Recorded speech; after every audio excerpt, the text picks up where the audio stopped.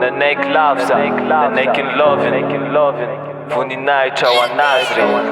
Navelan'iny eloko hatramino avy aiza tsony hita fity ohatrany. Manay Krisy manay Krisy ny mafaly anazy tsily nijariny faly asa mpamonjena vitaniny. Manay Krisy manay Krisy raha tsy izy re no lalana de za moaizy. Izy rery no hero mibana in my eyes. Ny heriko any misy fetrany raha tsy misy any Jesoza karaha vorona tsisy elany.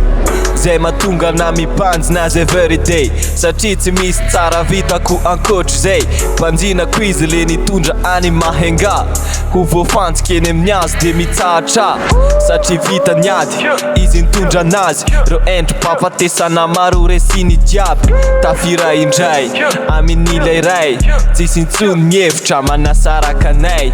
Tsy ny atsemboako ny nanakory mane fa ny atsembony toy ny raha ataoko Getsemane. Tsy hoe akory za tsy te hisaina fotsiny fa nanay Krisy akanatsangako ny saina fotsy. Navelan'iny eloko hatramino avy aiza tsony hita fity ohatrany. Manay Krisy manay Krisy ny mafaly anazy tsily nijariny faly asa mpamonjena vitaniny.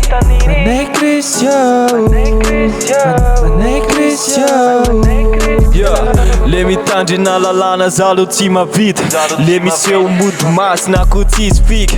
Ny lalàna ne natao mba anehoana hoe tsy vitanareo io fitombo ny adisona yo fa tsisy nofatra amizay no navita azy akoatrany Jesosy Kristy irery ihany. Tsy tonga izy anapona ny lalàny bro fa natanteraka azy zay tsy vitanao.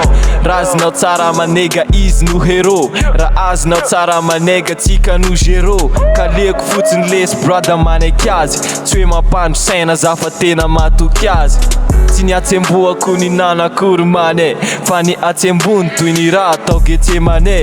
Tsy hoe akory za tsy te hisaina fotsiny fa nanay Krisy akanatsangako ny saina fotsy. Navelan'iny eloko hatramino avy aiza tsony hita fity ohatrany. Manay Krisy manay Krisy ny mafaly anazy tsily nijariny faly asa mpamonjena vitaniny. Manay Krisy